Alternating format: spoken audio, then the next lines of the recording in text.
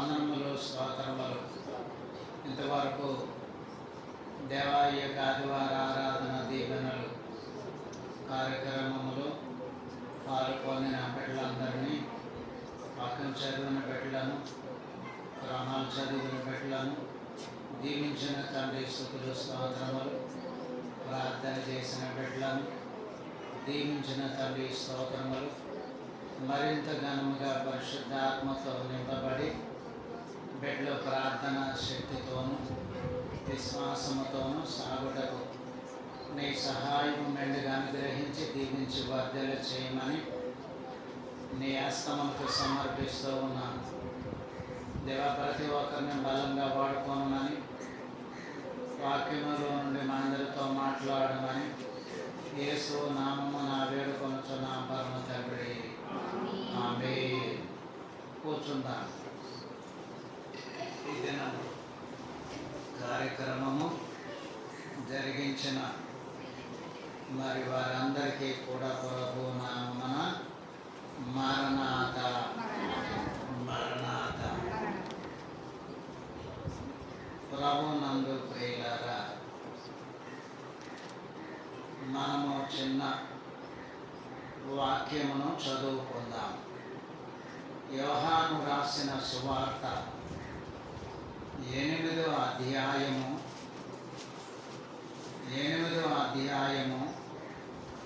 10వ వచనము. యేసు తల ఎత్తి చూచి, అమ్మా, వారెక్కడ ఉన్నారు? ఎవరును నీకు శిక్ష విధింపలేదా అని అడిగినప్పుడు ఆమె లేదు ప్రభువా అనెను. అందుకు యేసు నేను నీకు శిక్ష విధింపను. నీవు వెళ్ళి ఇక పాపము చేయకుమని ఆమెతో చెప్పాను.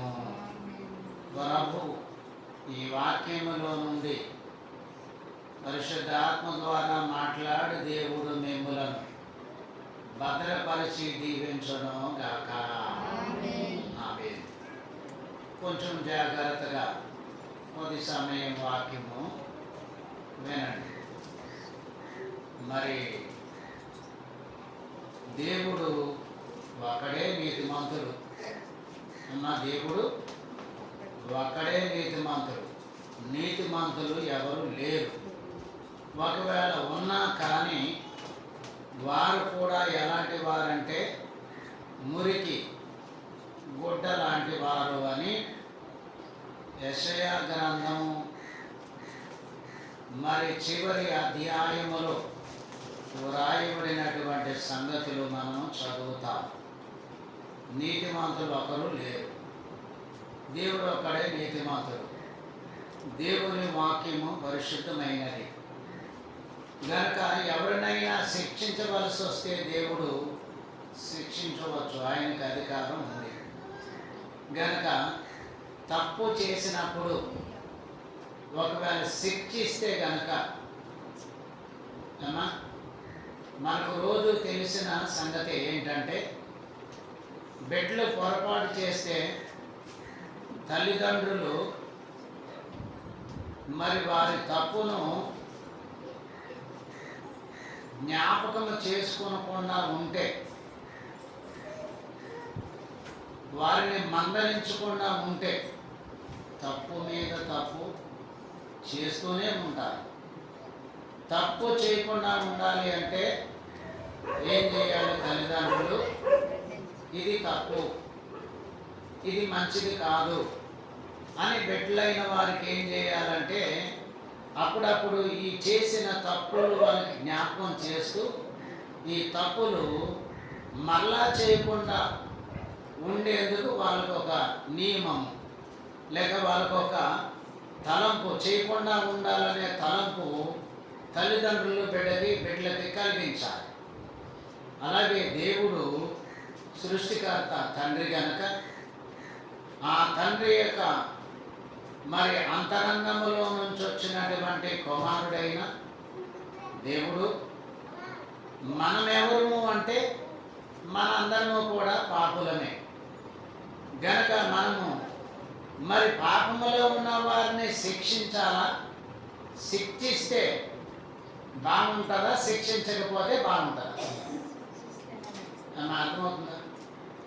శిక్షిస్తే ఇది పాపము, ఇది తప్పు అని శిక్షిస్తే, వారికి అది శిక్ష వస్తుందని తెలియచేస్తే ఇక మీదట ఎన్నడూ కూడా ఏం చేయరు. అలాంటి తప్పిదాలు కానీ, అలాంటి పొరపాట్లు కానీ, తల్లిదండ్రులకు తలవంపులు తెచ్చే పనులు కానీ, క్రియలు కానీ ఏం చేస్తారు? బిడ్డలు చేయకుండా ఉంటారు. గనక ఇక్కడ యేసుక్రీస్తు ప్రభువారు కూడా ఆమె చేసినటువంటి పొరపాట్లకి, తప్పులకి మరి ఆ యూదుల యొక్క ధర్మశాస్త్ర ప్రకారముగా రాళ్ళతో కొట్టి చంపాలి. రాళ్ళు పట్టుకొని వచ్చారు. రాళ్ళు పట్టుకొని వచ్చినటువంటి వారితో ఆయన 6వ వచనములో భూమి మీద వంగి ఏమో వ్రాసాను.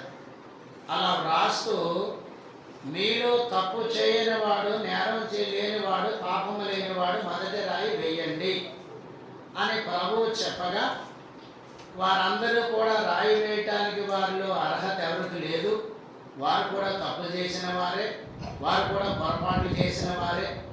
గనక మరి వారు రాయి వేయకుండా ఏం చేశారు? విడిచిపెట్టి వెళ్ళిపోయారు. ఇప్పుడు విడిచిపెట్టి వెళ్ళిపోయిన తర్వాత మరి ఆమె ఆ స్త్రీ దగ్గర మరి నిలిచి ఉన్నటువంటి ఆయన గనక ఏమంటున్నారు? యేసు ఆ తల ఎత్తి చూచి, అమ్మా వారు ఎక్కడ ఉన్నారు? ఎవరు వారు? గనక అది రాస్తూ తల ఎత్తి పైకి చూసినప్పుడు, అమ్మా వారు ఎక్కడ ఉన్నారు?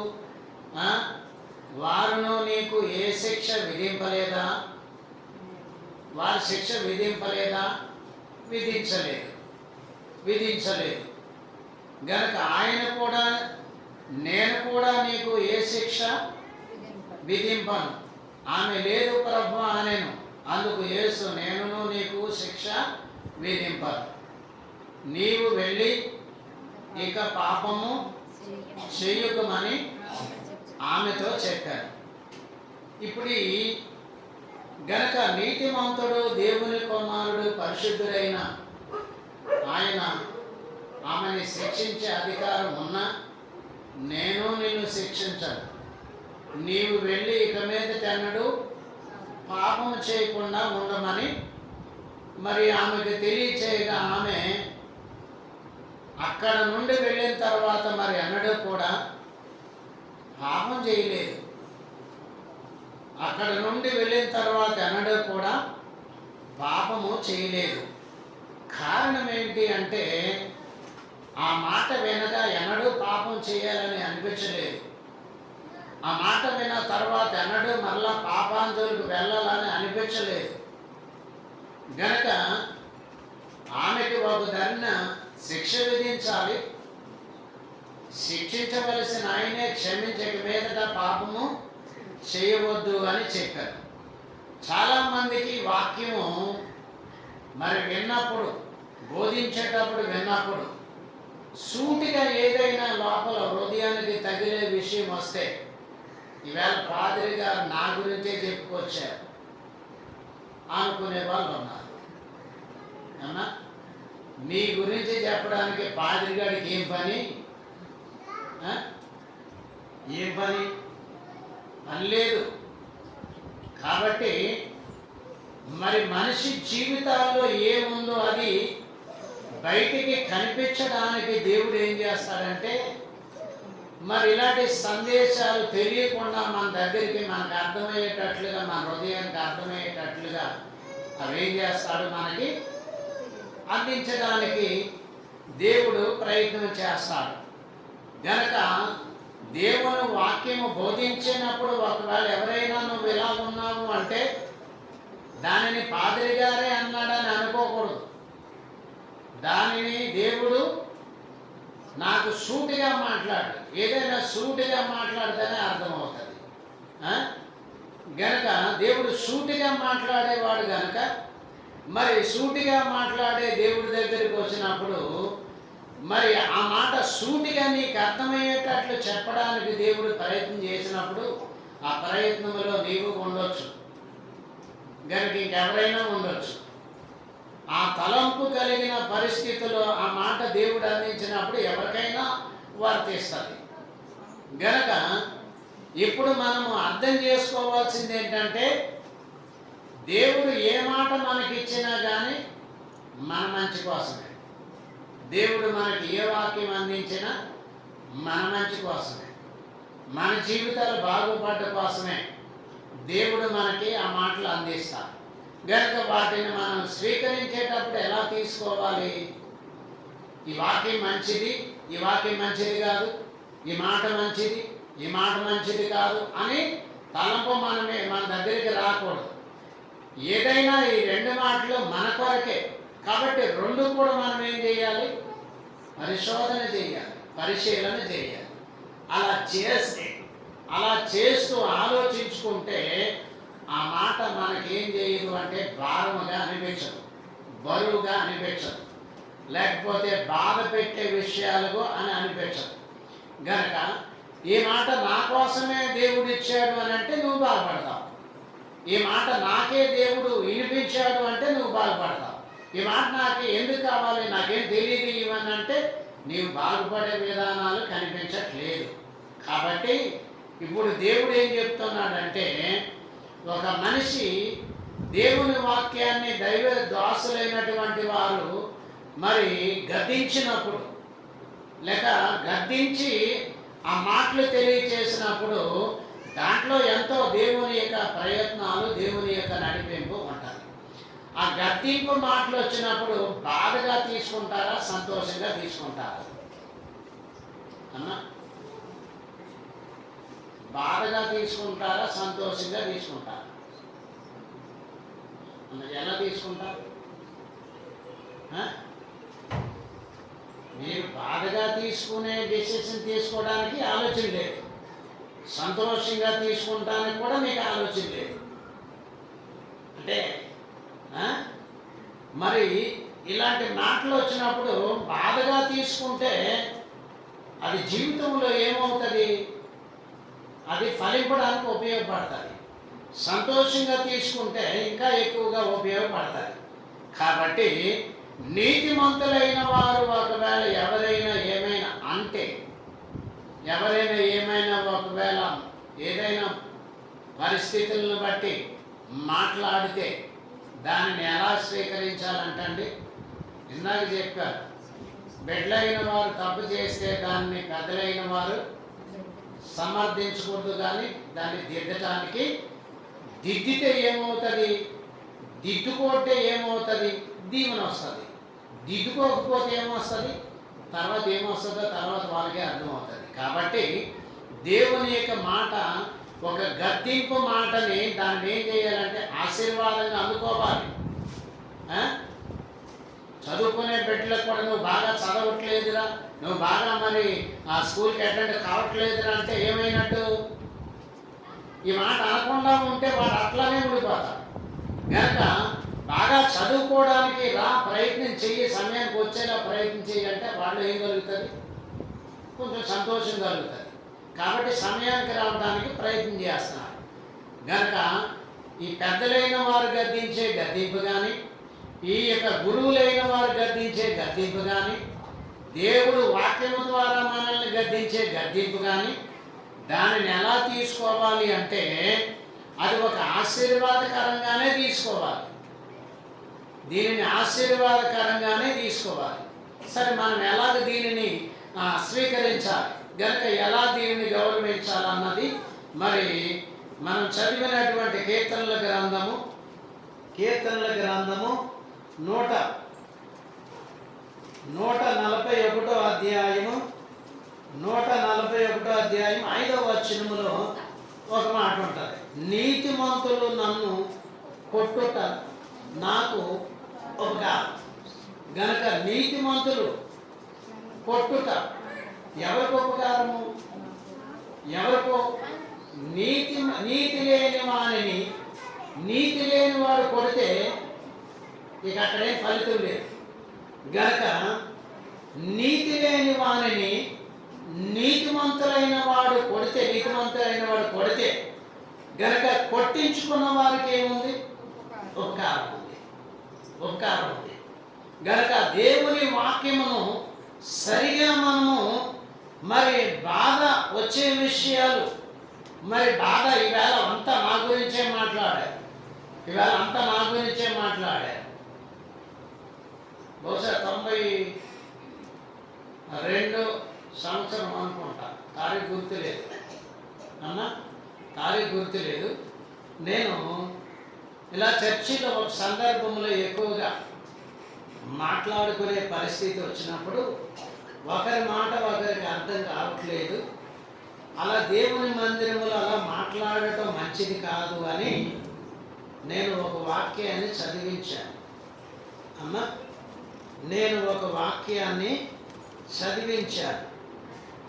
నేను ఆ వాక్యాన్ని చదివిన తర్వాత దానిని అర్థం చేసుకోవడానికి వారికి అర్థం కాలేదు. అర్థం కాకపోయేసరికి మా గురించి శపింపబడే వాక్యము చదివించాడు అని మరి ఆ వాక్యాన్ని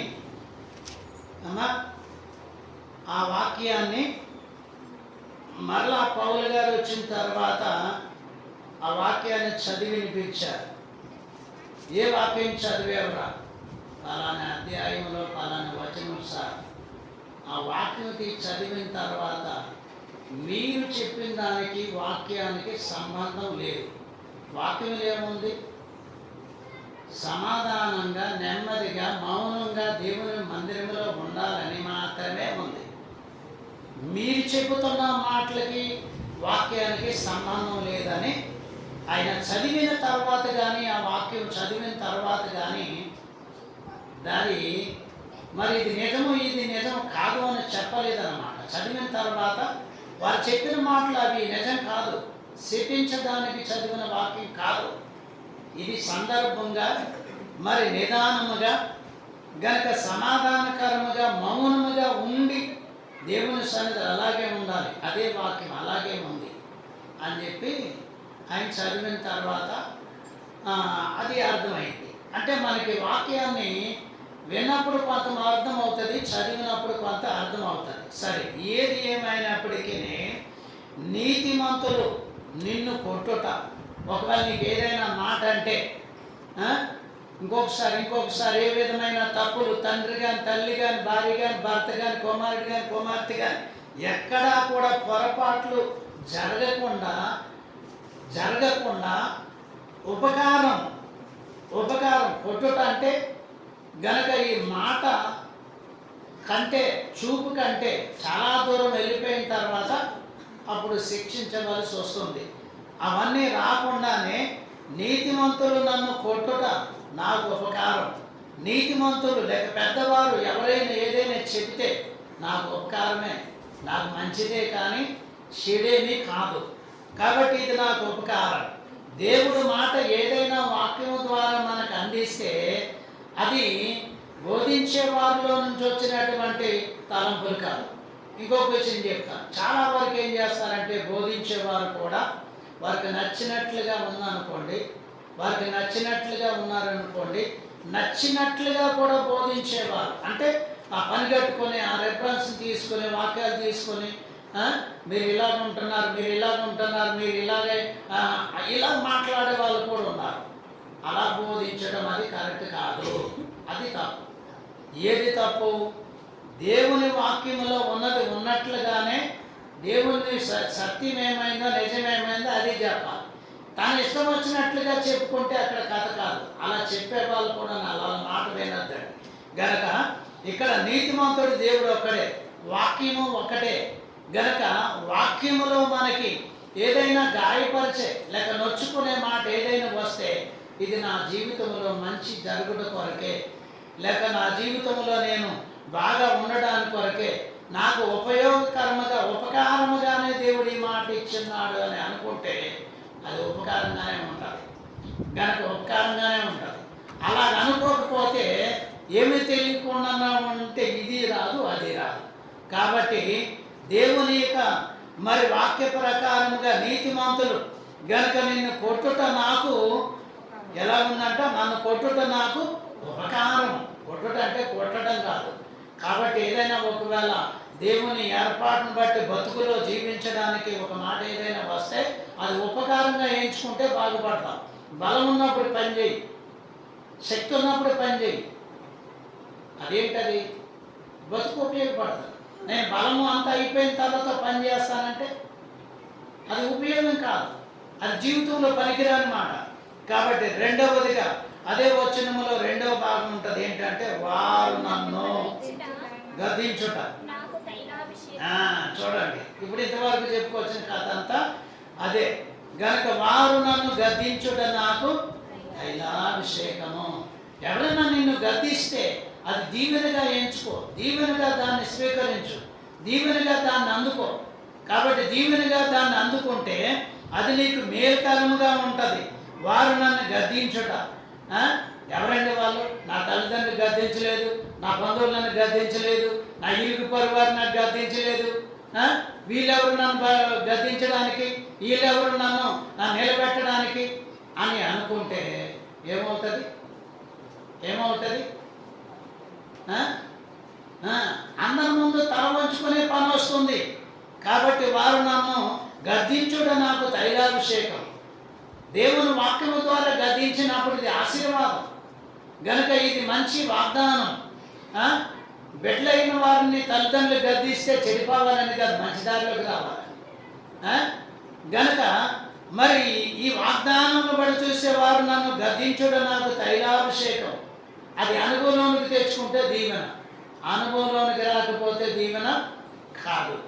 మరి ఎవరైనా సరే అది దేవుని వాక్యము ద్వారా గద్దించినప్పుడు ఇది ఒక దీవెన, ఇది ఒక ఆశీర్వాదకరం, ఇది ఒక బలమైన ఆశీర్వాదకరముగా దాన్ని ఏం చేయాలి అంటే మనం అనుభవంలోకి తెచ్చుకోవాలి. మన అనుభవంలోకి తెచ్చుకుంటే అది ఏమవుతుంది? దీవెనగా ఉంటుంది.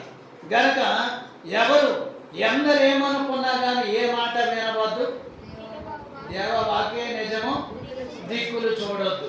గనక ఎవరేమనుకున్నా, ఎవరేమైపోయినా, ఎవరేమనుకున్నా సరే ఎవరి మాట వినవద్దు. దేవవాక్యే నిజము, అటువైపే చూడు. ఆ దేవవాక్యం చూసినప్పుడు గనక అటువైపు దేవవాక్యం చూసినప్పుడు గనక ఏమొస్తుంది? దిక్కులు చూస్తే ఏమీ రాదు, అంతా కూడా మరి నష్టపోయే విషయాలే కనపడతాయి దిక్కులు చూసుకుంటా పోతే. గనక ఎవరి వైపు చూడొద్దు, గనక ఈ మనుషుల వైపుకు చూడొద్దు, మరి దేవుని వైపుకు చూడు, దేవుని మాట విను. దేవుని మాటని గద్దింపుగా దానిని దీవెనగా అందుకున్నావా, నీకు తైలాభిషేకం లాంటి దేవుడు దీవెనేస్తాడు. తైలం నెత్తి మీద పోస్తే శరీరం అంతా కూడా అభిషేకమే. నెత్తి మీద కాకుండా ఈ శరీరం మీద చేతుల కాలికి ఎక్కడ కూర్చున్న అభిషేకం కాదు. కాబట్టి మరి ఈ శరీరానికి నెత్తి మీద శిరస్సు ప్రధాన, మరి తల గనక శిరస్సు మీద తైలం పోసి అభిషేకించినప్పుడు ఈ శరీర భాగంలోనికి అంతటికీ కూడా ఈ అభిషేకము ఏమొస్తుంది? కింద నుంచి పైకి వచ్చి ఈ తల, మరి మన తల కంటే కింద నుంచి పైకి వచ్చింది ఏదైనా సరే అది మనకంటే పెద్ద దీవెనేం కాదు. గనక మన తల మీదకి పైగా వెళ్ళి మనల్ని సంపూర్ణంగా ఆవరించేదే దేవుడు సంపూర్ణంగా దీవించే దీవెన. గనక తైలాభిషేకము గద్దించుట కూడా తైలాభిషేకానికి మరి ఒక గొప్ప ఆశీర్వాదం. గద్దించుట నాకు తైలాభిషేకం. అందుకని చెప్పి ఒకవేళ ఎవరైనా నిన్ను ఏ మూలంగానైనా ఎప్పుడైనా గద్దిస్తే దానిని బాధగా తీసుకొనక దానిని సంతోషముగా దీవెనగా అంగీకరించు. అందుకే మరి ఒకవేళ ఎవరికి ఇష్టం వచ్చినట్లుగా వాళ్ళు కనుక ఇది గద్దించుకుంటూ పోతే అది మరి సమయానుస్ఫూర్తిగా లేకపోతే ఆ గద్దింపు కూడా ఏం చేయదు, ఫలించదు. గద్దించేటప్పుడే గద్దించాలి. ఎప్పుడు గద్దించాలి? గద్దించేటప్పుడే గద్దించాలి. గనక అప్పుడప్పుడు గద్దిస్తానంటే అలా కాదు, ఒకసారి చేసినప్పుడు గద్దింపు, రెండోసారి, మూడోసారి, ఇలాగా ఎప్పుడైతే ఖచ్చితమైనటువంటి గద్దింపు గద్దించినప్పుడు అది మనసులోనికి వస్తే ఆ గద్దింపును మరి తైలాభిషేకముగా ఆశీర్వాదముగా దాన్ని అందుకుంటే ఎంత బాగుంటుంది, ఎంత బాగుంటుంది.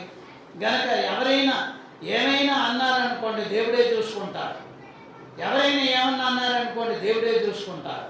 ఆ తర్వాత ఆ దీవెన దగ్గరికి వచ్చినప్పుడు ఆ దీవెన మన దగ్గరికి వచ్చినప్పుడు నెరవేర్పు వస్తారనమాట. మనోవిచారణ కీర్తనలో పాడుకుంటాం. నిన్నెవరైనా ఏమియు అన్నను నేను ఊరుకొందునా, నిన్నెవరైనా ఏమియు అన్నను నేను ఊరుకొందునా, నన్నన్నట్టే భావించుకొని, నన్నన్నట్టే భావించుకొని నరులకు తీర్పు విధింపనా, నరులకు తీర్పు విధింపనా, మనోవిచారము కూడదు నీకు మహిమ తలంపులే కావలెను. గనక ఎవరైనా ఏమైనా అంటే వాళ్ళని తిరిగి ఏమైనా అంటే ఈ యొక్క దీవెన అంటే మన మీదకి రాదు. ఒకవేళ వచ్చి ఆ దీవెన మన మీదకి వచ్చింది అని అంటే మిమ్మల్ని ఎవరైనా ఏమనంటే మీ తరపున దేవుడు ఊరికే ఉండడంట. అది ఎంత దీవెన, అది ఎంత గొప్ప దీవెన. గనక నీకు నీ కుటుంబానికి తరతరాలకు కూడా దేవుడిచ్చిన దీవెన. గనక దీవెన ఇది మహా గొప్ప ఆశీర్వాదకరమైనటువంటి దీవెన. గనక దేవుని వాక్యము గద్దింపు మాట దీవెనగా ఎంచుకోవాలి, దీవెనగా దాన్ని అంగీకరించాలి, దీవెనగా దాన్ని స్వీకరిస్తేనే బాగుంటుంది. గనక మరి దీవెనగా స్వీకరించకపోతే తర్వాత ఏమొస్తుంది, బాధలు పడే వారికి అర్థమవుతుంది. ఇక కింద భాగం చూస్తే మరి వారి కింద భాగము నేను అట్టి అభిషేకమును త్రోసివేయకుందును గాక. మరి ఆయనకు తోసింది ఏంటంటే ఇలాంటి మాటలు ఏమైనా వచ్చినప్పుడు నేను తోసివేయకుండా, అభిషేకం అంటే గనక ఈ గద్దింపు మాటలు అభిషేకముతో కూడుకున్నవి కాబట్టి నేను గద్దించకుండా వీటిని నేను అట్టి అభిషేకమును త్రోసివేయకుందును గాక. ఒకవేళ ఆ త్రోసివేసే పరిస్థితి వచ్చినా నేను త్రోసివేయకుందును గాక అంటే ఆయన ఏం చెప్పుకుంటున్నాడంటే వీటిలో నుంచి నేను దూరముగా వెళ్లకుండా ఉందును గాక. అంటే గాక అంటే చివరికి ఆ దీవెన వారికి వచ్చి వేసినట్లే. కాబట్టి నేను ఈ అభిషేకాన్ని త్రోసివేయకుండా ఉందును గాక. ఈ మాట ఎందుకు ఆయన అలా చెప్పుకోవలసి వచ్చింది? అలాంటి పరిస్థితులు వచ్చినా, అలాంటి ఇబ్బందులు వచ్చినా గనక నేను అనగా మరి ఎట్టి పరిస్థితిలో కూడా అభిషేకమును త్రోసివేయను అనగా ఈ గద్దింపు మాటలను త్రోసివేయను. మీరు మరి మీకున్న అనుభవాన్ని బట్టి, మీ వయసుని బట్టి మీరు ఎవరితో ఎక్కువ మాట్లాడడానికి ఇష్టపడతారు? అమ్మా మీ వయసు కలిగిన వాళ్ళు అంతే కదా. మీ వయసు కలిగిన వాళ్ళతో మీరు మాట్లాడడానికి ఇష్టపడతారు అంతే కదా. ఇప్పుడు మీ అమ్మ వయసు ఉందనుకోండి, ఒక 60 సంవత్సరాలు ఉంది, ఆమెతో మాట్లాడడానికి ఇష్టపడతారా? మరి మీ అత్తగారి వయసు అన్న ఆ వయసు అంతే కదా. గనక ఎలాగైతే మరి ఈ తల్లి అయినా అదే వయసే, అత్తగారైనా అదే వయసు. మరి ఒకవేళ ఏదైనా నచ్చింది నచ్చకపోయినా మరి ఏం చేసినా కానీ ఒకసారి 2 సార్లు అయితే అమ్మ కాబట్టి ఊరికనే ఉంటుంది, అత్త ఊరికనే ఉంటుందా? ఒకవేళ నచ్చుద్దా? నచ్చదు కాబట్టి ఇప్పుడు నచ్చాలంటే ఏం చేయాలి? ఒకదాన్ని తల్లి చెప్పిన మాటలు గుర్తు చేసుకోవాలి. రెండవదిగా ఇక్కడ మరి ఈమె చెప్పిన మాటలు కూడా గుర్తు చేసుకుంటే రెండు కూడా ఏమవుతాయి? త్రోసివేయటానికి లేదు. ఆ? నేను అలాగున్నానని అక్కడ మాటలు త్రోసివేయడానికి లేదు. ఇలాగ ఇక్కడికి వచ్చిన తర్వాత నేను ఇలాగ పాడైపోయానని వీటిని కూడా త్రోసివేయటానికి వీల్లేదు. ఈ రెండు కుటుంబాల మధ్య బ్రతకటానికి ఏది త్రోసివేయటానికి లేదు. ఖచ్చితంగా ఏది త్రోసివేయటానికి లేదు. కాబట్టి మరి ఇటువంటి పరిస్థితి దగ్గరికి వచ్చేసరికి అభిషేకమును నేను త్రోసివేయను. ఒకవేళ ఒకటే నాకు కావాలి, రెండోది నేను నాకు వద్దు అంటే త్రోసివేసినట్లే. కాబట్టి త్రోసివేస్తే మరి ఫలితం వస్తుందా? అందుకు దావీదు గారు ఏమంటున్నారు? నీ సన్నిధిలో నుంచి నన్ను త్రోసివేయకము, నీ పరిశుద్ధాత్మను నాలోంచి తీసివేయకు. అంటే ఏమొచ్చింది? త్రోసివేసే పరిస్థితి వచ్చింది కాబట్టి త్రోసివేయద్దు అంటున్నాడు. తీసివేసే పరిస్థితి వచ్చింది కాబట్టి తీసివేయద్దు అంటున్నాడు. గనుక తీసివేయటానికి మరి త్రోసివేయటానికి ఎవరు నిర్ణయించాలి? మీకు కలిగి ఉన్న దాన్ని గట్టిగా పట్టుకోండి. ప్రకటన గ్రంథంలో చదువుతాం. మీకు కలిగి ఉన్న దాన్ని గట్టిగా పట్టుకోనండి. అంటే దేవుడు మీకు ఏమి ఇచ్చాడు వాటిని ఏం చేయాలి? గట్టిగా పట్టుకోవాలి. అలా గట్టిగా పట్టుకుంటే వాటిని అనుసరిస్తే దేవుడి పక్షంగానే ఉంటాం. గనుక నీ కలిగి ఉన్న దాన్ని కూడా వదిలిపెట్టేసామనుకో, దేవుడు కూడా ఏం చేస్తాడు? దేవుడు కూడా వదిలిపెట్టే పరిస్థితే వస్తుంది. ఒకవేళ అలాంటి పరిస్థితి వచ్చినా కానీ నేను మరి ఏం చేయను? అట్టి అభిషేకమును త్రోసివేయకుందును గాక.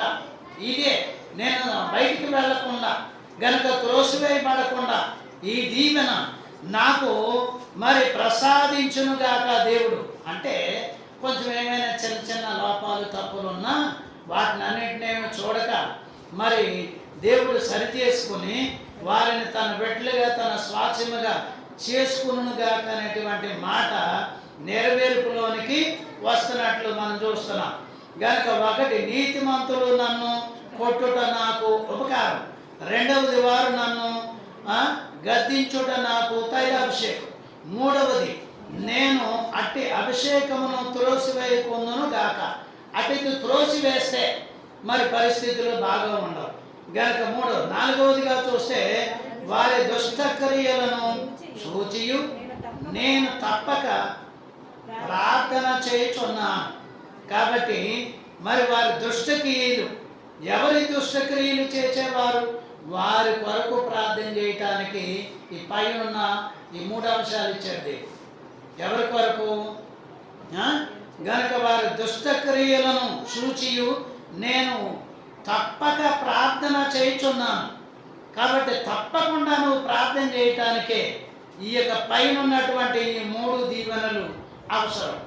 కాబట్టి పైన ఈ 3 దీవెనలు మన జీవితంలోనికి వస్తే వారిలో ఉన్న దుష్టత్వాన్ని, అంటే మనిషిలో ఉన్న దుష్టత్వాన్ని మొట్టమొదటిగా మనిషి దగ్గరికి వెళ్ళి, నువ్వు చాలా పాపం చేసావంటే, చాలా మరి నువ్వు అన్యాయం చేసావంటే వాడికి ఏమొస్తుంది? మొదటి వచ్చేది అది కదా. వాడు ఎన్ని పాపాలన్నీ చేయి, ఎంత దౌర్భాగ్య స్థితిలో ఉన్నావు. నువ్వు బాగా ఉంటున్నావు అంటే చాలు కాదు. నువ్వు బాగా ఉంటున్నావు అమ్మ అంటే చాలు. వాళ్ళ నోరు ఎలా ఉందో, వాళ్ళ బతుకులు ఎలా ఉన్నాయో, వాళ్ళ విషయాలు ఏమి అవసరంలా.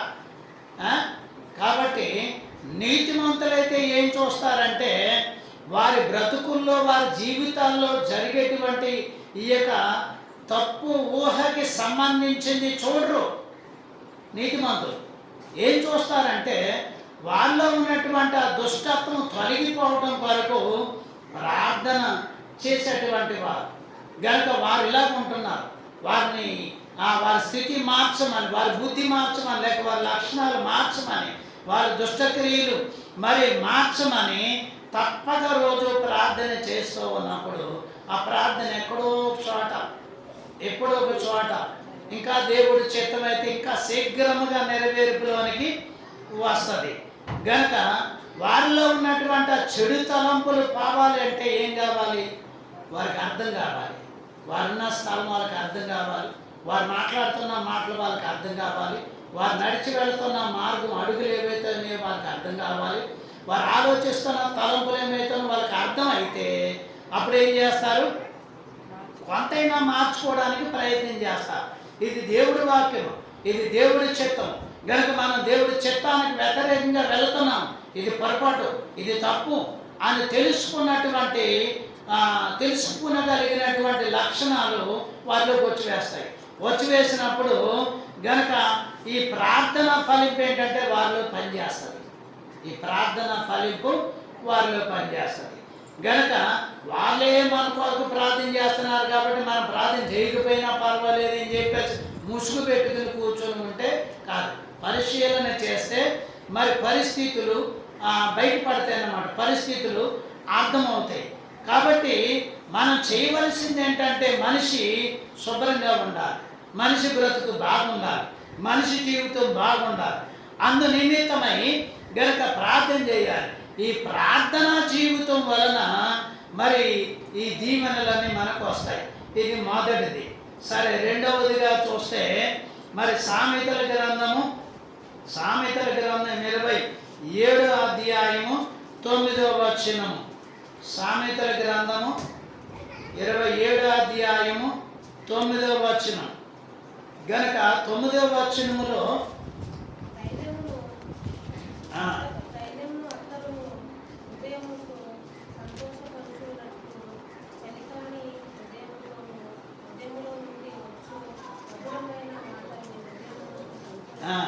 ఈ 9వ వచనములో తైలమును అత్తరును హృదయమును సంతోషపరచున్నట్లు. కాబట్టి తైలము గనక తైలము మరి పరిశుద్ధాత్మకు సాదృశ్యం. తైలము మరి పరిశుద్ధ యొక్క నియమాలు కలిగి ఉండటానికి ఒక కార్య సాధకముగా మనిషి నడవటానికి ఒక నియమాన్ని కట్టడను చూపించడానికి సాదృశ్యముగా ఉన్నటువంటి తైలం. కనుక ఈ తైలము మరి చాలా జాగ్రత్తగా ఈ తైలాన్ని మనం మరి ఔషధంగాను గనక మరి అనేక రకాలుగా మనం వాడుకుంటున్నాం. గనక ఈ తైలము ఏం చేస్తుంది గనక ఇంకా తైలమును అత్తరును హృదయమును సంతోషపరచును. ఎందుకు? మిగతా ఆహారం తిన్నప్పుడు లేకపోతే మంచి ఆహారం తిన్నప్పుడు మనిషికి ఏం రావాలి? సంతోషం రావాలి కదా. మరి ఈయన ఎందుకు తైలమును అత్తరును హృదయమును సంతోషపరచున్నట్లు? నిజంగా చెప్పాలంటే ముఖమునకు లేక మరి ముఖానికి శిరస్సుకి కళగా చూపించేవి రెండు. ఏంటో చెప్పండి.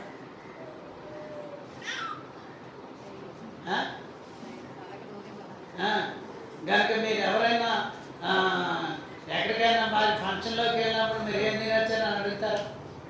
ఏమడుగుతారు చెప్పండి? బాగా తలకి నూనె రాసుకొని మరి మంచిగా వెళ్ళినప్పుడు వాళ్ళు ఏం చూస్తారంటే మొట్టమొదటిగా మనిషి ముఖాన్ని చూస్తారు, తర్వాత కళ్ళు, తర్వాత తల వెంట్రుకలు. కాబట్టి ఎందుచేత అంటే తైలమును అత్తరును హృదయమును సంతోషపరచినవి.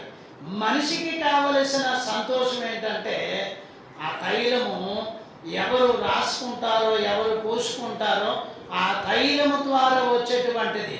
ఒకటి బహిరంగముగా శరీరానికి రాసుకున్న అంతరంగంలో హృదయమును సంతోషపరచు. బహిరంగముగా శరీరానికి రాసుకుంటే అంతరంగానికి సంతోషం ఎలా వస్తుంది? మనం వండుకొని తింటే ముద్దగలకు నోట్లో పెట్టుకుంటారు, లోపలికి వెళ్తారు. వెళ్ళిన తర్వాత ఏం చేస్తారు? నరాలకి ఏమవుతుంది? ఏమవుతుంది? తిన్న ఆహారం ఏం చేస్తే శక్తి వస్తుంది. ఇప్పుడు ఈ ముఖానికి రాసిన తైలమును అత్తరును హృదయమును సంతోషం. అసలు ఈ బహిరంగంగా కనబడుతున్న ఈ యొక్క తైలము హృదయములో నుండి సంతోషం అంటాడు. గనక మరి హృదయములో నుండి వచ్చినటువంటి సంతోషం. ఈవేళ మందిరానికి వెళ్ళాను సంతోషం, ఈవేళ వాక్యం చదివాను సంతోషం, ఈవేళ రక్షణ పొందాను సంతోషం. ఈవేళ ఇలాంటి సంతోషాలన్నీ చూస్తే హృదయానికి సంబంధించినవి. కాబట్టి ఈ యొక్క కార్యములన్నీ జరిగినప్పుడు ఏమొస్తుందంట? సంతోషం. గనక ఈ శరీరానికి ఈ దొరికిన పరిస్థితులను బట్టి సంతోషించడం కాదు, కానీ హృదయాన్ని సంతోషపెట్టి పని చేస్తే శరీరానికి ఏమొస్తుంది? ఆరోగ్యం వస్తుంది. గనక ఈ మనం హృదయాన్ని సంతోషపరిచే పని చేస్తే, హృదయాన్ని సంతోషంగా ఉండగలిగిన పని చేస్తే ఏమొస్తుంది అంటే శరీరానికి ఆరోగ్యం వస్తుంది. కనుక ఈ ఆరోగ్యం కావాలి అంటే హృదయము సంతోషం లేకుండా, శుభ్రం లేకుండా నా శరీరం బాగు చేయి, నన్ను బాగు చేయంటే బాగా అవుతుందా? బాగా. ముందర బాగా అవ్వాల్సింది ఏంటి? హృదయం. ఈ హృదయం బాగైపోతే ఉన్నాయన్నీ కూడా బాగైపోతాయి. ఈ హృదయం బాగోకుండా ఉందనుకోండి, శరీరంలో ఉన్న జబ్బులు కూడా అలాగే ఉంటాయి అన్నమాట. పావు అవి ఎప్పటికీ పావు. కాబట్టి అత్తరును తైలమును హృదయమును సంతోషపరుచున్నట్లు గనక ఇవి సంతోషపరుస్తాయి. గనక వాక్యము హృదయాన్ని చదివినప్పుడు హృదయాన్ని సంతోషపరిచేటువంటి వాక్యం, గనక హృదయాన్ని సంతోషపరిచే వాక్యం, హృదయానికి ఆనందమునిచ్చే వాక్యం. వాక్యం మనం చదివినా మన జీవితానికి అర్థం కావాలి అంటే పరిశుద్ధ ఆత్మ తండ్రి మనకి పనిచేయాలి. పరిశుద్ధ ఆత్మ తండ్రి పనిచేసినప్పుడు మనం చదివే వాక్య భాగము అది అర్థమైనప్పుడు మన హృదయములో నుండి వాక్య భాగం అర్థం చేసుకున్న దాన్ని బట్టి ఏమొస్తుంది అంటే సంతోషము. సంతోషము. గనక మరి సైతాన్ ఎదిరింపుల పుస్తకాలు బాగా చదువుతున్నారా? చరఛేదన పుస్తకములో దాంట్లో ఏముంటుంది? దేవుడు ఒక బిడ్డని ఇచ్చాడు, ఆ బిడ్డను కూడా దేవుడు తీసుకుంటే మరి ఎట్లు స్తుతించగలడు? అలాంటి పరిస్థితులు దుఃఖములో ఉన్నప్పుడు లేక కష్టాల్లో ఉన్నప్పుడు స్తుతించడం జరుగుతుందా? జరగదు. గనక ఇలాగ స్తుతించకూడదు లేక ఈ పని చేయకూడదు అనే తలంపు ఎవరు కలిగిస్తారంటండి? ఎవరు కలిగిస్తారు? గనక మీకు ఆ సైతాన్ ఎదిరింపుల చివరి పేజీలో ఉంటుంది కదా, ఏంటంటే అది పాడండి, వస్తుందా? సాతాను సర్వమా సర్వ కార్యములందు శ్రమలతో కూడిన చావు నీకు, నరులను బాధించినప్పుడల్లా వ్రాతలో పైబడిన శిక్షలు పైబడును నీకు, యోప్రటీసు నది వద్ద ఉన్న భూతాలకు కలిగిన దుర్గతి కలుగు నీకు, విజ్ఞప్తి పత్రిక వెల్లడింపక ముందే కంపము ప్రీతియు కలుగు నీకు, ఏడెస్ అన్నమాట తలనొప్పి హింస నీకు, అర్మగిద్దోను యుద్ధం అడలు నీకు, కడు తొలగిన గొయ్య మట్టి కాయ నీకు, అగ్నిగుండమనంత నిరాశ నీకు. మీరు ఎవరైనా చదవండి.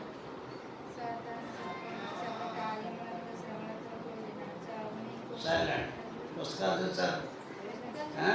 సరే, కొంతమంది చదువుకోగల సంతోషం. ఎందుకు చెప్తున్నానంటే అలా మనం చదివినప్పుడు కొన్ని కంఠపాఠం చేసినప్పుడు ఆ పాఠంలో ఉన్న భాగం ఏంటంటే మరి ఈ యొక్క సైతాను శ్రమలు కలిగించినప్పుడు ఆ శ్రమలో మనం దేవుని ఎలా స్తుతిస్తాం చూడండి. స్తుతించడం కుదరదు కదా, అంటే దేవుని స్తుతించకుండానే ఉండాలి. అప్పుడు దేవుని వాక్యాన్ని మనం ఆధారం చేసుకున్నప్పుడు దేవుని స్తుతించాలి. దేవుని వాక్యాన్ని మనం బలంగా పట్టుకున్నప్పుడు ఏం చేయగలము? స్తుతించగలము. అలా స్తుతించాలి అంటే మనం వినే మాట, చదివే దేవుని వాక్యం మన హృదయంలో పనిచేయాలి. హృదయంలో పనిచేస్తే ఎంత కష్టం వచ్చినా స్తుతించగలరు, ఎంత శోధన వచ్చినా కానీ స్తుతించగలరు. కింద భాగం చెలికాని హృదయములో నుండి ఏమొస్తాయంట? చెలికాని హృదయములో నుండి మధురమైన మాటలు. చెలికాడి అంటే ఎవరు చెప్పండి? చెలికాడు అంటే ఎవరు? స్నేహితులు. గనక స్నేహితులలో నుండి మరి స్నేహితుని హృదయములో నుండి వచ్చు మధురమైన మాటలు. గనక ఈ యొక్క హృదయములో నుండి వచ్చిన మధురమైన మాటలు ఏం చేస్తుంటే హృదయమును సంతోషపరచును.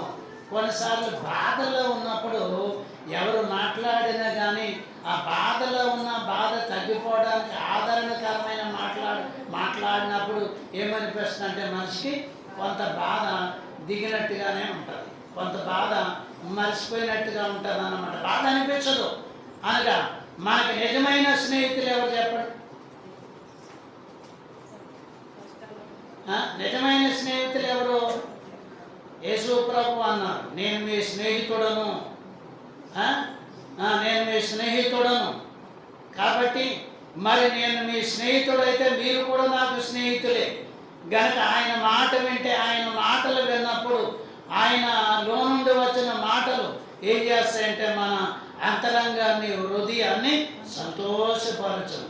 గనక దేవుడు మరి వాక్యం చెప్పగా మరి విన్నప్పుడు ఒక రకమైన సంతోషం, నువ్వు ప్రత్యేకంగా చదువుకున్నప్పుడు ఒక రకమైన సంతోషం. అదే వాక్యమైనటువంటి ఆయన శరీరధారిగా వచ్చి మీతో మాట్లాడాడు అనుకోండి, ఎంత సంతోషం, ఎంత సంతోషం. సంతోషం అయితే ఏమి లేదంటే సంతోషానికి అద్దు లేకుండా, గట్లు లేకుండా, ఏమి లేకుండా అంత గట్టిగా అంత దేవుని స్తుతించాలనిపిస్తుంది, అంత దేవుని గణపరచాలనిపిస్తుంది. అందుకే మరి మన ఆంధ్ర క్రైస్తవ కీర్తనలో ఒక పాట ఉంది, పాడుతూ ఉంటాం, మీరు కూడా పాడేరేమో అప్పుడప్పుడు. యెహోవా మా తండ్రి గాడా, యేసుడు మా యన్న గాడా. కింద చరణంలో ఏమిటంటే ఆది అపోస్తలుడు మన బంధువులు కదా, ఆది అపోస్తలుడు మన బంధువులు కదా, పేతురాది శిష్యులంతా మన సహోదరులు కాదా? వాళ్ళందరూ ఎవరంట? మన తోటి సహోదరులు. వారు మన కోసం ప్రార్థన చేసిన వారు, మనకు రక్షణ సువార్త అందించిన వారు, మనకు మోక్ష మార్గము బోధించిన వారు, చూపించిన వారు. కాబట్టి వారందరూ కూడా మరి ఒక సంఘముగా, ఆ సంఘములో మనం కూడా ఉన్నాం. మన అందరము కూడా ఎవరమంటే సహోదరులము, సహోదరులు. గనక హృదయమును ఆ మాటలు విన్నప్పుడు హృదయం అంతా సంతోషపరచును. గనక హృదయమును సంతోషపరచును. వాక్యం విన్నప్పుడున్న సంతోషము, వాక్యాన్ని చదివినంత దొరికితే సంతోషము ఎక్కడ దొరకదని నేను అంటున్నాను. ఏ బంధువు ఎవరికెవరు కూడా మరి అంత సమాధానం ఇవ్వలేరు, ఎవరికెవరు కూడా అంత సంతోషాన్ని మనకు అందించలేరు. దేవుడు అంత గొప్ప దేవుడు. గనక ఆయన వాక్యము చదివితే సంతోషం, ఆయన మాటలు వింటే సంతోషం. గనక ఆయన మాటలు వింటే మన హృదయములో ఎంత సంతోషం అంటే అంత సంతోషము వస్తుంది. గనక ఆ సంతోషాన్ని మన జీవితాల్లో మనం ఏం చేయాలి? అనుభవంలోనికి తెచ్చుకోవాలి. గనక మరి యొక్క వాక్య భాగము యెషయా గ్రంథము 57వ అధ్యాయం 9వ వచనములో, నీవు తైలము తీసుకొని రాజు వద్దకు పోతివి,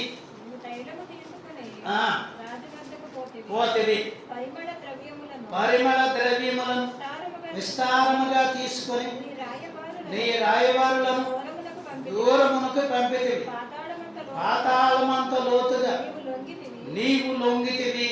చాలండి. గనక ఈ వచనములో 4 అంశాలు ఉన్నాయి. ఒకటి, నీవు తైలము తీసుకుని రాజు వద్దకు పోతివి. కాబట్టి మరి ఈ మత్తయి సువార్తలో 25వ అధ్యాయంలో 5 మంది 10 మంది కన్యకలు ఉన్నారు. ఐదుగురు కూడా మరి వారు ఏం తీసుకుని వెళ్ళారు? ఆ డ్యూటీలు తీసుకుని వెళ్ళారు. ఆ డ్యూటీలతో పాటు నూనె తీసుకుని వెళ్ళారు. పెళ్లి కుమారుడైన ప్రభువును ఎదుర్కొనటానికి మరి వారు ఆ తైలమును సిద్ధం చేసుకుని దీపాలను వెలిగించుకొని అర్ధరేత్రి కాడ మరి ఎదుర్కొని సిద్ధపడడానికి వెళ్ళారు. నీవు తైలము తీసుకుని రాజును వద్దకు పోతివి. కాబట్టి శాశ్వతముగా పరిపాలించే రాజును వద్దకి మనం ఎలా రావాలంటే ఆత్మీయ జీవన స్థితిలో సంతోషముతోను, గనక కృతజ్ఞతతోను, ఆనందముతోను, గనక మనకి పరమ రక్షకుడైనటువంటి ప్రాణప్రియుడైనటువంటి యొక్క రాజును వద్దకు ఎలా రావాలి? గనక తైలము తీసుకుని కృతజ్ఞతతో దేవుని దగ్గరికి రావాలి. కృతజ్ఞత లేకుండా దేవుడి దగ్గరికి రాకూడదు. ఇది మొదటిది. రెండవదిగా పరిమళ ద్రవ్యములను విస్తారముగా తీసుకొని పరిమళ. గనక ఈ తైలం ఏంటంటే తైలము మరి ఒలీవల నూనె తైలము. గనక మరి పరిమళ ద్రవ్యం అంటే గనక ఇది వేరే, ఇదేంటంటే సువాసననిచ్చేది ఈ పరిమళ ద్రవ్యము. గనక ఈ పరిమళించేటువంటి సువాసన కలిగిన ఆ యొక్క మరి ఆ పరిమళమును దానితో పాటు ద్రవ్యములను, ద్రవ్యం అంటే దేన్ని అంటాం చూడండి. ద్రవ్యం అంటే మనం ఏమంటాం? మనం వాడుకునే ధనము కానీ, లేక మనం వాడుకునే పదార్థములు కానీ, ఇవన్నీ కూడా ద్రవ్యములను విస్తారముగా తీసుకొని గనుక వారు మరి పరిమళ ద్రవ్యములను విస్తారముగా తీసుకొని దేవుడి దగ్గరికి, అంటే కృతజ్ఞత స్థుతితో దేవుడి దగ్గరికి రావటం. సరే, మూడవదిగా చూస్తే నీ రాయబారులను దూరమునకు పంపితివి. గనక ఇక్కడ దేవుని పనిచేసేటువంటి విధానం ఉంది. రాయబారులు ఎవరంటే మరి మంచి నమ్మకముగా దేవునికి పనిచేసేవాడు ఎలాంటి వాడు అండి? రాయబారి. ఈ రాయబారి కూడా మంచి నమ్మకంగా పనిచేసేవాడు ఎలాంటి వాడు అంటే ఔషధం లాంటి వాడు. జబ్బు వచ్చినప్పుడు ఔషధం వేసుకుంటే ఎలా పనిచేస్తుందో గనక మంచి రాయబారి కూడా ఔషధం లాంటి వాడు. మంచి మాటలు చెప్పేవాడు ఔషధం లాంటి వాడు. మంచి మార్గములోనికి నడిపించేవాడు మంచి మరి ఔషధం లాంటి వాడు. గనక మరి ఎన్ని తిరిగినా పోవు పాపములు ఎంత ఏడ్చినా పోవు. కడికి పోయేది పాపం ఎక్కడ? దేవుడి దగ్గరే. గనక పాపం కూడా ఒప్పుకుంటేనే కదా మరి దేవుడు విడుదల కలిగించేది. కాబట్టి దేవుడు మరి మంచి నీ రాయబారులను దూరమునకు పంపితివి అనగా ఎవరైతే ఈ అనుభవంలోనికి వస్తారో వారే దేవునికి సాక్షులుగా ఉంటున్నటువంటి వారు. నాలుగవదిగా పాతాళమంతా లోతుగా నీవు లొంగితివి.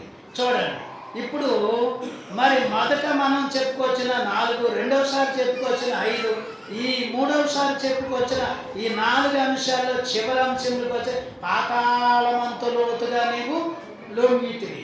గనక ఇన్ని విన్నా, ఇన్ని చేసిన గనక ఎక్కడ లొంగిపోతున్నారు చెప్పండి? ఎక్కడ లొంగిపోతున్నారు? ఎక్కడో ఒక సందర్భంలో లొంగదీసే వారు వస్తారన్నమాట. అందుకే మరి దైవజనులు పాట రాశారు చూడండి.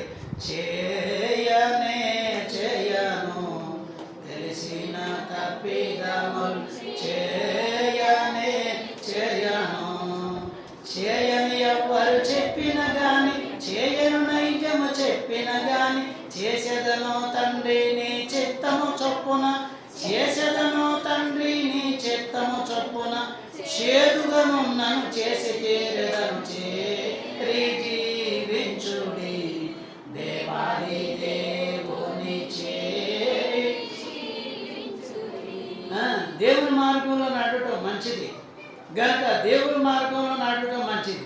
అది కాకుండా ఎవరైనా వచ్చి ఈ మార్గం మంచిది కాదు, ఈ మార్గంలో నడమని చెప్పినా అది మంచిది కాదు. కనుక చేయనే చేయదు. ఒకవేళ అలా చేస్తే ఏమైపోతారు? పాతాళమంతా లోతుగా నీవు. ఇప్పుడు ఎవరు తీసుకుపోతారు చెప్పండి?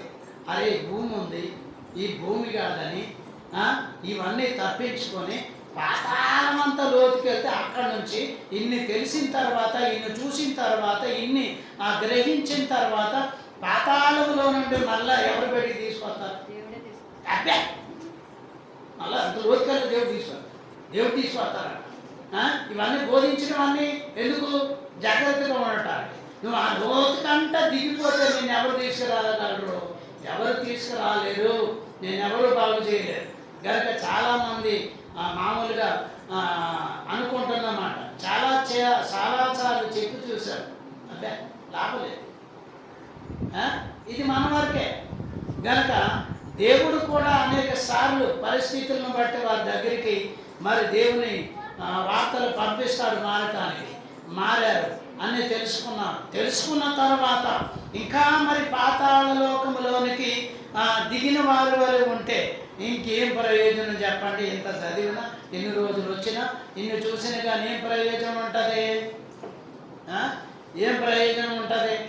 చాలా వరకు చివరి వరకు అలాగే ఉండి తప్పిపోయేవారు కూడా లోకములో లేకపోలేదు. గనక దేవుని మాటను గద్దింపుగా, తైలాభిషేకముగా, ఆశీర్వాదముగా అందుకునేటువంటి వారికి దేవుడు గనక దేవుడు నన్ను గద్దించాడు అంటే నాకేదో దేవుడు బహుమానం ఇస్తాడు. నాదేదో పొరపాటు ఉంది, ఆ పొరపాటుని చెప్పుకొని ఒప్పేసుకుంటే దేవుడు ఏం చేస్తాడు? తర్వాత దీవిస్తాడు.